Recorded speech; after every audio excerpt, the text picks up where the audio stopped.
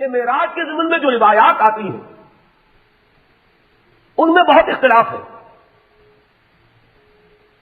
ایک تو ہے مجرد وہ واقعہ، وہ تو متفق علیہ ہے. ایک ہے اس خاکے میں جو تفصیلات کا رنگ ہے اس میں جدا جدا ہے مختلف روایات میں. ان میں بھی ایک تو وہ چیزیں ہیں جو ایک دوسرے میں فٹ ان کر جاتی ہیں کہ ایک واقعہ آپ نے بھی دیکھا، ایک واقعہ ایک اور نے بھی دیکھا. آپ نے بیان کیا تو شاید اس کی کچھ اور ڈیٹیلز آپ بیان کریں گے. ہر شخص کا اپنا ایک ذوق ہے، اپنا ایک مزاج ہے، اسی کے اعتبار سے اس کے ریسیورز ہیں. ایک چیز آپ کے نزدیک آپ کے ذوق کے اعتبار سے اہمیت نہیں رکھتی، وہ آپ سنیں گے یاد نہیں رہے گی، بلکہ اس وقت بھی آپ کے ذہن میں آئے گی نہیں. ایک چیز کی طرف آپ کو زیادہ میلان ہے، اس کو آپ فوراً کیچ کریں گے، پکڑیں گے، محفوظ کر لیں گے. تو ایک ہی واقعہ بیان کیا جا رہا ہے، 2 افراد نے سنا، 5 نے سنا، وہ جب بیان کریں گے تو تھوڑا تھوڑا فرق ہو جائے گا، لیکن ان فرق کو آپ جوڑ کر ایک وحدت بنا سکتے ہیں. تو ایک تو ہے اختلاف اس نوعیت کا، اس میں تو کوئی کسی تعبیر مزید کی کوئی ضرورت نہیں. کہیں یہ ہو جائے گا کہ ایک حصہ اس واقعے کا پہلے بیان کر دے گا، کوئی شخص بعد میں یاد آئے گا، وہ بات رہے گی، اس کو بعد میں بیان کرے گا. یہ تقدیم و تاخیر، یہ چیزیں بھی بالکل سمجھ میں آنے والی ہیں. عقل انسانی ان کو بآسانی جو ہے ریکنسائل کر سکتے ہیں. البتہ بعض باتیں ایسی ہیں کہ جو انریکنسیلیبل ہیں، وہ بالکل متضاد کی نوعیت کی. مثلا کہیں تو یہ بیان کیا گیا یہ سفر شروع ہوا حتیم سے، کسی واقعے میں ذکر ہو رہا ہے کہ اس کا آغاز ہوا کسی گھر سے، حضور کا اپنا گھر یا ام ہانی رضی اللہ تعالی عنہا کا گھر، حضور کی چچا زاد بہن. کسی میں الفاظ ایسے آ گئے ہیں، آخر میں ذکر کیا ثم استيقظت، تو پھر میں جاگ گیا، جس سے خیال ہوتا ہے کہ یہ سارا معاملہ حالت خواب میں ہوا، نیند میں ہوا، اس لیے کہ استيقظت کے معنی کوئی اور نہیں ہو سکتے، تعبیر ممکن نہیں. تو یہ جو مختلف ڈیٹیلز ہیں کہ جو تضاد کی نوعیت کی ہے، ان کو باہم ایک دوسرے کے ساتھ جوڑنا ممکن نہیں ہے. اس کی تعویل بہت سے محققین کے نزدیک یہ ہے کہ واقعہ معراج بھی ایک بار نہیں ہوا، کئی بار ہوا، بجائے اس کے کہ اس میں سے ایک کو ہم قبول کریں دوسرے کو رد کریں.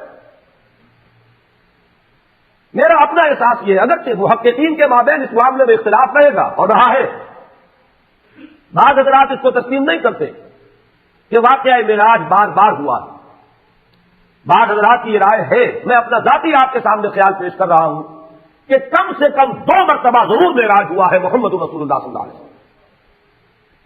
ایک مرتبہ یہ معراج ہوا ہے بالکل ابتدائی زمانے میں، نبوت کا ابتدائی دور. یہ یوں سمجھیے کہ سن 2-3 نبوی یا سن 42-43 ولادت، اور یہ ہوا ہے حالت نوم میں. وہ روایات جڑیں گی اس کے ساتھ کہ ثم استيقظت، تو پھر میں جاگ گیا. یہ تجربہ جو ہے اس کو نیند میں ایک روحانی تجربے، ایک مکاشفے، ایک رویا سے تعبیر کریں گے. اور یہ جو واقعہ ہے جسے ہم معراج کے نام سے جانتے ہیں، یہ ہوا ہے سن 12 میں. اور یہ یوں سمجھیے کہ جب آپ کی عمر شریف کا 52واں سال ہے ہجرت سے لگ بھگ 1.5 سال قبل. یہ واقعہ در حقیقت ان تجربات کی کہ جو آج تک ہوئے تھے، یہ ان کی تکمیل ہے، یہ ان کا نقطۂ عروج ہے، یہ ان کا کلائمیکس ہے. اور یہ سفر جو ہے ہرگز نیند میں نہیں ہوا، یہ صرف روحانی تجربہ نہیں ہے، یہ کوئی رویا یا خواب نہیں ہے، بلکہ یہ سفر ہے بجسدہ شریف، حضور کے جسد مبارک کے ساتھ یہ پورا کا پورا واقعہ پیش آیا. اس زمن میں کیونکہ اس دور میں یہ ریشنلزم کا دور ہے، اگرچہ عام طور پر پڑھے لکھے لوگ جانتے ہیں 18 سینچری ریشنلزم، اس کو 18ویں صدی عیسوی سے منسوب کیا جاتا ہے. لیکن چونکہ وہ علامہ اقبال کا شعر مجھے یاد آیا، مغرب اور مشرق کا فرق انہوں نے واضح کیا کہ وہاں دیگرگوں ہے لہجہ لہجہ، یہاں بدلتا نہیں زمانہ. مغرب میں فکر انسانی کئی خرابادیاں کھا چکی ہے، اور مشرق کے کچھ مفکرین ہیں جو ابھی تک 18ویں صدی عیسوی کے ریشنلزم کو چاٹ رہے ہیں. تو مغرب میں ختم ہو چکا، سائنس کے پریمیسز تبدیل ہو گئے، مقدمات چینج ہو چکے. اصول بدل چکے ہیں. لیکن ہمارے ہاں کچھ لوگ ہیں جو ابھی وہ نیوٹونین فزکس کو جو ہے وہ لے کر مضبوطی سے پکڑے گئے. اور یہی وہ لوگ ہیں کہ جن کے نزدیک یہ محالات میں سے ہے، ناممکنات میں سے ہے. میں اسی لیے کہا کرتا ہوں کہ اگر سر سید نے ٹھوکر کھائی تو وہ قابل رحم ہے، معذور ہے. وہ آج سے 100 سال پہلے کے انسان ہیں. لیکن جو لوگ سر سید کے فکر پر اس وقت اپنی دکانیں چمکا رہے ہیں، یہ مقلد محض ہیں. ان کے پاس تو در حقیقت وہ جو کامن سینس نام کی شے بھی نہیں ہے کہ انہیں یہ اندازہ ہو کہ ہم کس دور میں یہ بات کر رہے ہیں. یہ آئنسٹائن کی فزکس کا زمانہ ہے. فزکس کے مقدمات تبدیل ہو چکے ہیں. اب میٹر انڈسٹرکٹیبل نہیں رہا. اب سائنس وہاں پہنچ چکی ہے کہ نظری اعتبار سے تسلیم کیا جاتا ہے کہ اگر کوئی physical object velocity of light کے ساتھ موو کرے گا تو اس کے لیے وقت نہیں گزرے گا. حساب نے یہ ثابت کر دیا، اگرچہ ہم اس کا بھی تصور نہیں کر سکتے. سب سے زیادہ رفتاریں انسان کے سامنے دو تھی. ایک آواز کی رفتار، اس سے تو انسان آگے گزر گیا ہے. بندوق کی گولی پہلے جایا کرتی تھی آواز سے آگے، لگتی پہلے تھی، آواز بعد میں آتی تھی. لیکن اب تو سپر سونک جیٹس ہیں، آواز سے کہیں زیادہ ان کی اپنی رفتار ہے. اب صرف ایک رفتار رہ گئی ہے، ویلوسٹی آف لائٹ. وہاں تک پہنچنے کا کوئی تصور ابھی ہمیں حاصل نہیں. لیکن ہم جانتے ہیں کہ ممکن ہے. وہ انسانی قدرت سے ممکن نہ ہو، اللہ کی قدرت سے ممکن ہے. وہ چاہے بالفعل ہمارے لیے ابھی اچیو کرنا اس کا ممکن نہ ہو، لیکن اب وہ بات عقل میں آتی ہے. حساب کتاب سے وہ بات برآمد ہو رہی ہے. صرف یہ فرق ہے انسانی قدرت اور اللہ کی قدرت کا، جس کی طرف اشارہ کر کے بات شروع کی گئی. سبحان الذی اسری بعبدہ، پاک ہے وہ ذات جو لے گئی اپنے بندے کو راتوں رات مسجد اقصی سے مسجد حرام سے مسجد اقصی تک. اگر یہ بات کسی انسان کی طرف منسوب ہوتی تو بات اور تھی. اگر یہ فعل حضور کی طرف منسوب ہوتا کہ حضور گئے تو بات اور تھی کہ میں آیا نہیں لایا گیا ہوں. حضور گئے نہیں، لے جائے گئے ہیں. اور لے جانے والے وہ ذات ہے سبحان الذی اسری، وہ پاک ہے ہر عیب سے، ہر نقص سے، ہر ذوق سے، ہر کوتاہی سے. وہ منزہ ہے، اعلیٰ ہے، عرفہ ہے، بالا تر ہے. لہذا اس کی قدرت سے یہ ہرگز بعید نہیں کہ وہ اپنے بندے کو راتوں رات مسجد حرام سے مسجد اقصی اور پھر مسجد اقصی سے سدرۃ المنتہا تک لے جائے اور واپس لے آئے اور پھر مسجد حرام میں پہنچا دے. اور بعض روایات میں آتا ہے کہ وضو کا پانی ابھی بہ رہا تھا اور کنڈی جو ہے حضور کے مکان کی وہ ابھی ہل رہی تھی. معلوم ہوا وقت نہیں گزرا. یہ چیز جیسا کہ میں نے عرض کیا آج کا جو ذہن ہے اس کے لیے یہ اب ناقابل قیاس، ناقابل یقین نہیں رہی. اب میں یہ چاہتا ہوں کہ یہ جو واقعہ ہے اسے میں اس حدیث کے حوالے سے آپ کو سنا دوں. میں کچھ بیان کروں گا، میرے بیان کرنے میں کچھ کمی اور بیشی ہونے کا اندیشہ ہے. اگر ہم اتنے خوش قسمت ہیں کہ وہ واقعہ ہمارے پاس ایک مفصل حدیث کی شکل میں موجود اور حدیث بھی دوسرے یا تیسرے طبقے کی کتابوں کی نہیں، متفق علیہ، جس میں روایتاً جیسا کہ میں نے عرض کیا جس کا پایا تقریباً قرآن کے برابر ہے. اور اس حدیث کے راوی ہیں حضرت مالک ابن سعد رضی اللہ تعالی عنہ. ان کے بارے میں ایک بات ہے بڑی اہم، وہ نوٹ کر لیجئے. یہ انصاری صحابی ہیں، ان میں سے نہیں ہے کہ جنہیں حدیثیں بیان کرنے کا کوئی زیادہ شوق رہا ہو. یہ غالباً واحد حدیث ہے جو انہوں نے بیان کی اور انہیں اس سے نہایت شغف تھا.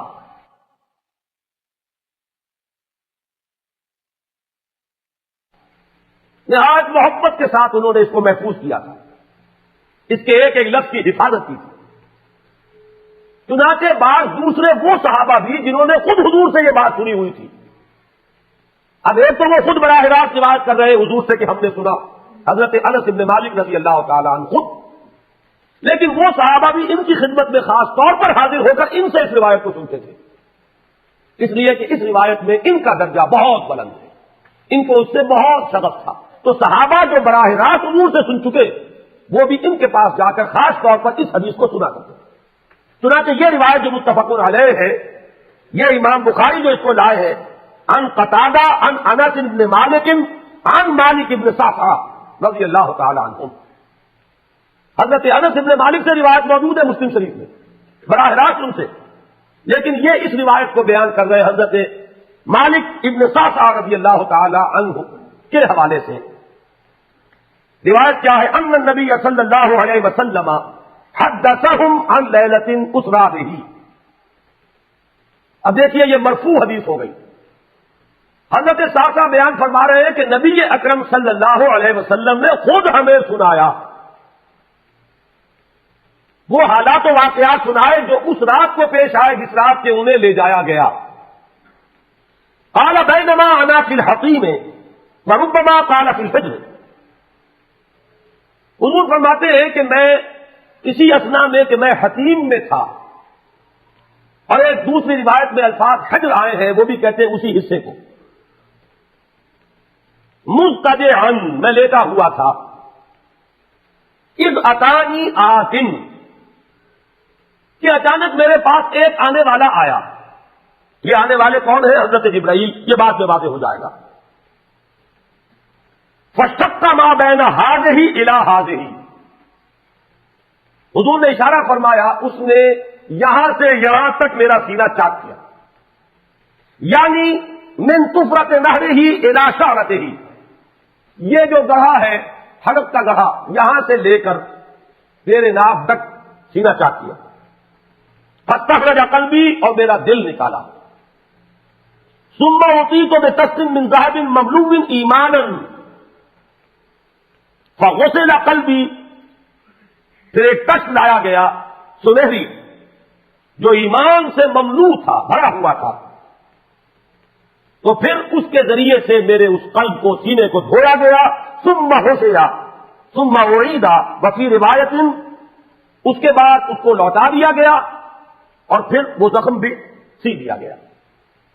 ایک روایت میں آتا ہے ثم غسل البطن بماء زمزم ثم ملئ ایمانا وحکمتا، اسی طریقے سے پورے پیٹ کو بھی صاف کیا گیا مائے زمزم سے، اور اس میں بھی ایمان اور حکمت بھر دیے گئے۔ ثم اعطیت بدابۃ، پھر میرے پاس ایک چوپایا لایا گیا، دون البغل فوق الحمار، جو بغل یعنی خچر سے تو کچھ چھوٹا تھا، اور حمار یعنی گدھے سے کچھ بڑا تھا۔ اب یہ تو سفید تھا، یقال له البراق، جس کا نام براق ہے، وَيَدَعُ خَطْوَهُ عِنْدَ أَقْصَى طَرْفِهِ، اور اس کا ہر قدم اس کی حد نگاہ پر جا کر پڑتا تھا۔ فَإِنْ تو آئے ہیں، میں اس پر سوار ہوا، فَانْطَلَقَ بِي جِبْرَائیل، اب یہاں نام آ گیا، وہ آنے والے کون تھے؟ پھر چلے میرے ساتھ حضرت جبرائیل، حتیٰ أَتَتْ السَّمَاءَ الدُّنْيَا، یہاں تک کہ وہ آسمان دنیا تک پہنچ گئے، جو پہلا آسمان۔ اب یہاں دیکھیے وہ روایت میں جو زمینی سفر کا درمیانی حصہ ہے وہ رہ گیا ہے، دوسری روایات سے ہم اس کو جوڑ کر جمع کریں کہ پہلا زمینی سفر ہے، مسجد اقصیٰ تک پہنچے ہیں، وہاں جا کر روایت میں آتا ہے میں نے وہی اپنے اس خچر کو باندھا، براق کو، جہاں انبیاء باندھا کرتے تھے، اور پھر وہاں میں نے نماز ادا کی، بہت سے لوگ جمع ہوئے، میں منتظر تھا کہ کون نماز پڑھائے گا، کہ جبرائیل نے میرا ہاتھ پکڑ کر مجھے آگے کیا، میں نے نماز پڑھائی، اور پھر جبرائیل نے مجھے بتایا کہ یہ تمام انبیاء سے جو اس دنیا میں مبعوث ہوئے ہیں، اور آج آپ نے ان سب کی امامت کی۔ یہاں سے پھر شروع ہوا ہے وہ دوسرا سفر۔ لیکن جب پہلے آسمان تک پہنچے، فاستفتح، انہوں نے دستک دی، کھلوانا چاہا، قیل من ھذا، پوچھا گیا کون ہے؟ قال جبرائیل، انہوں نے جواب دیا جبرائیل۔ قیل ومن معک، پوچھا گیا کہ آپ کے ساتھ کون ہے؟ دیکھیے یہاں ذہن میں رکھیے گا، اس امکان کو کوئی شخص مسترد نہیں کر سکتا کہ ان ملائکہ کے علم میں ہو، لیکن پھر بھی پوچھ رہے ہیں، قانون ہے، دروازے پر دستک دینی ہوگی، آئیڈینٹی ڈسکلوز کرنی ہوگی، چاہے علم میں ہو۔ جج جو ہے وہ اپنے علم کی بنیاد پر فیصلہ کبھی نہیں دے گا، وہ تو مقدمے کی سماعت ہوگی شہادتوں کی بنیاد پر فیصلہ ہوگا. ذاتی علم کی بنیاد پر کرنا ہے تو وہ خود کسی اور عدالت میں اس مقدمے کو منتقل کرے اور وہاں گواہ کی حیثیت سے پیش ہو. تو قانون قانون ہے. پوچھا کہ آپ کے ساتھ کون ہے؟ قال محمد صلی اللہ علیہ وسلم. قیل وقد مرسل الیہ. پوچھا گیا کیا انہیں بلایا گیا ہے؟ قال نعم. انہوں نے فرمایا ہاں. قیل مرحبا بہ فنعم المجیء جاء ففتح فلما خلصت. اس کے بعد کہا گیا مرحبا ان کے لیے، تہنیت ہے، مبارکباد ہے، خوش آمدید ہے، کیا ہی اچھے ہیں وہ جو لائے گئے ہیں. پھر وہ سمائے دنیا جو ہے اس کا دروازہ کھولا گیا، میں اس میں داخل ہوا. فاذا فیہا آدم. میں نے دیکھا وہاں حضرت آدم تشریف فرما. فقال ھذا ابوک. جبرائیل نے کہا کہ آپ کے جد امجد ہیں. فسلم علیہ. ان کو سلام کیجئے. فسلمت علیہ. میں نے انہیں سلام کہا. فرد السلام. انہوں نے سلام کا جواب دیا. ثم قال مرحبا بالابن الصالح والنبی الصالح. خوش آمدید ہے، مرحبا ہے صالح بیٹے اور صالح نبی پر. ثم صعد بی. پھر مجھے اور اٹھایا گیا. حتی اتى السماء الثانیہ. یہاں تک کہ جبرائیل پہنچ گئے دوسرے آسمان تک. فاستفتح. پھر وہی سوال و جواب ہے، میں ترجمہ نہیں کروں گا. قیل من ھذا؟ قال جبرائیل. قیل ومن معك؟ قال محمد. قیل وقد ارسل الیہ؟ قال نعم. قیل مرحبا بہ فنعم المجیء جاء ففتح فلما خلصت. جب یہ سارا اس کارروائی کے بعد داخل ہوئے ہیں دوسرے آسمان پر. فاذا یحییٰ وعیسیٰ وہما ابنا خالۃ. وہاں میں نے دیکھا کہ یحییٰ اور عیسیٰ ہیں اور یہ خالہ زاد بھائی ہیں. قال ھذا یحییٰ وھذا عیسیٰ فسلم علیہما. فسلمت فردا. ثم قال مرحبا بالاخ الصالح والنبی الصالح. انہوں نے بھی کہا خوش آمدید اور مرحبا. ایک صالح بھائی اور صالح نبی کو یہاں نوٹ کیجیے گا. حضرت عیسیٰ اور حضرت یحییٰ یہ بنی اسرائیل میں سے، لہذا حضور کو اپنا بیٹا نہیں کہہ سکتے، بھائی کہہ رہے ہیں. آدم جد امجد ہے، انہوں نے بیٹا کہا ہے. مرحبا بابن الصالح والنبی الصالح. وہ نبی تو ہے، سب کہیں گے نبی، لیکن کوئی بھائی کہے گا، کوئی بیٹا کہے گا. ابراہیم بیٹا کہیں گے، موسیٰ وہ بھائی کہیں گے جن کی نسل سے آپ نہیں ہیں. وہ جو براہ راست نسل چلی آ رہی ہے اس میں جو ذکر کرے گا وہ بیٹے کے نسل سے کرے گا. ثم صعد بی الی السماء الثالثة فاستفتح. قیل من ھذا؟ قال جبرائیل. قیل ومن معك؟ قال محمدا. قیل وقد ارسل الیہ؟ قال نعم. قیل مرحبا بہ فنعم المجیء جاء ففتح فلما خلصت اذا یوسف. قال ھذا یوسف. فسلم علیہ. فسلمت علیہ. فرد. ثم قال مرحبا بالاخ الصالح والنبی الصالح. اب مجھے ترجمے کی ضرورت نہیں ہے، ایک مرتبہ بات آپ نے سمجھ لی. اب تیزی کے ساتھ میں اس حدیث کو پڑھ دینا چاہتا ہوں. ثم صعد بی. پھر مجھے اور بلندی پر لے جایا گیا. حتی اتى السماء الرابعة فاستفتح. قیل من ھذا؟ قال جبرائیل. قیل ومن معك؟ قال محمد. قیل وقد ارسل الیہ؟ قال نعم.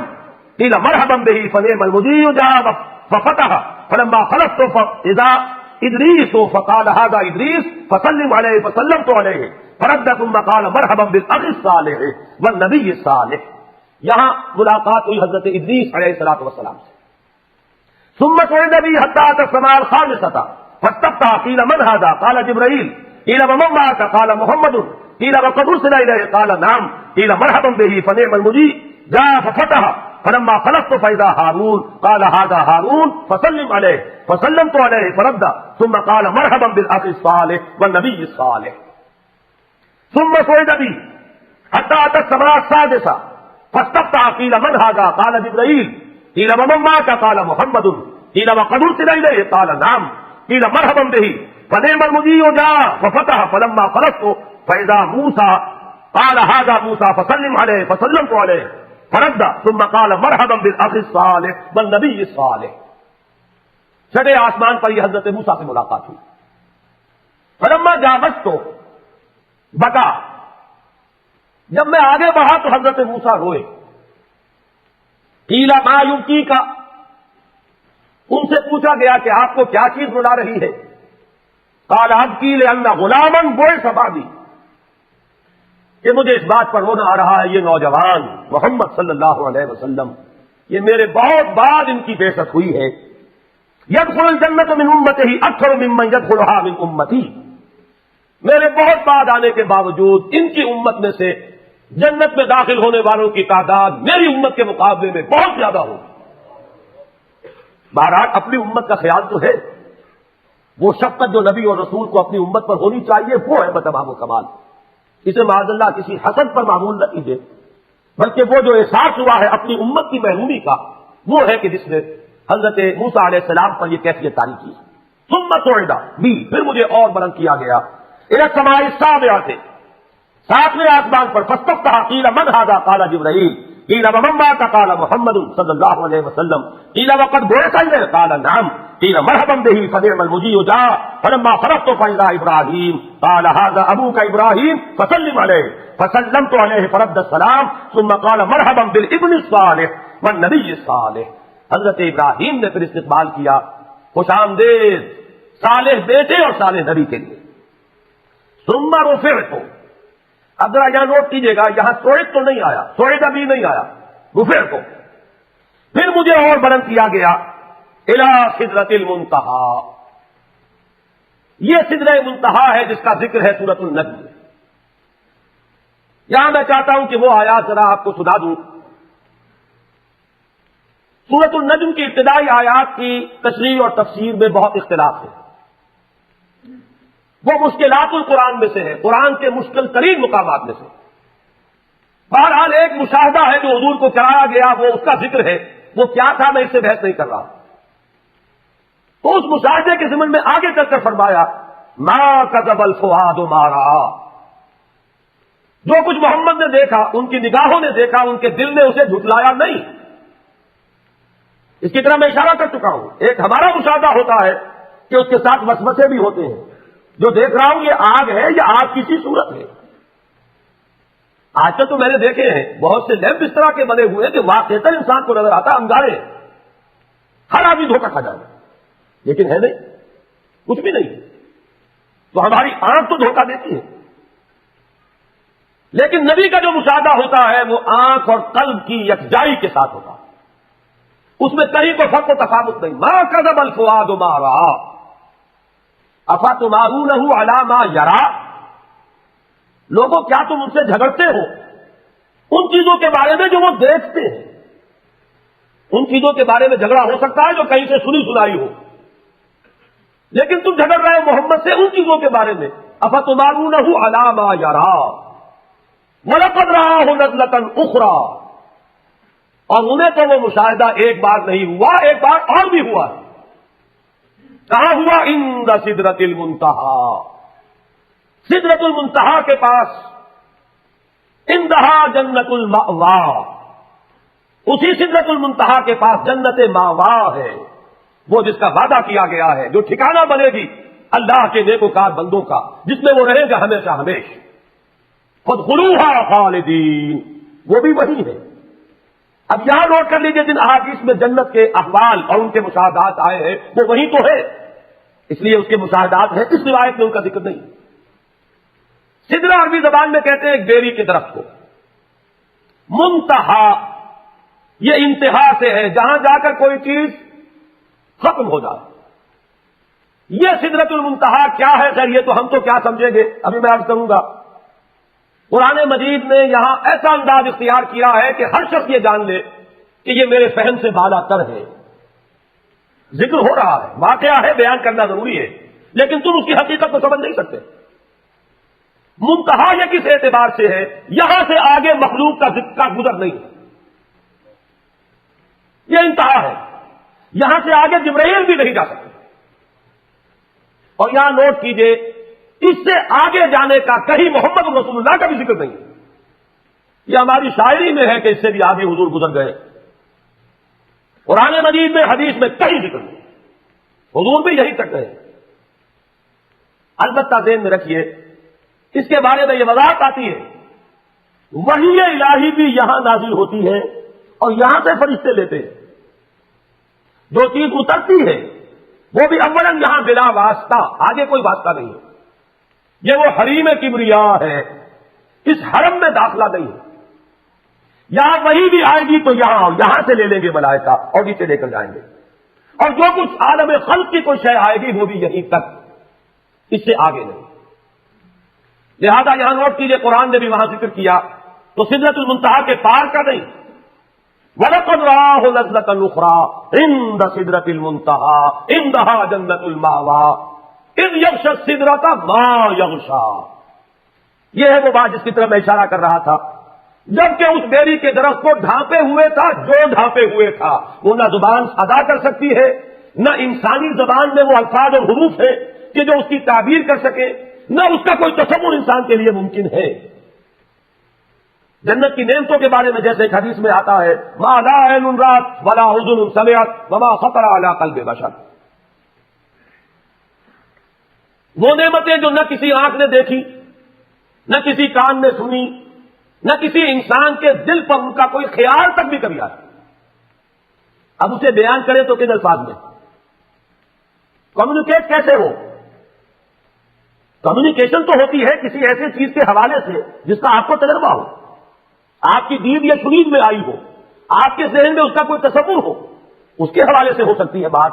لہذا یہاں دیکھیے انداز کیا ہے، اذ یغشی السدرۃ ما یغشی، تجلیات ربانی کس نوعیت کی، کس کیفیت کی حامل تھی؟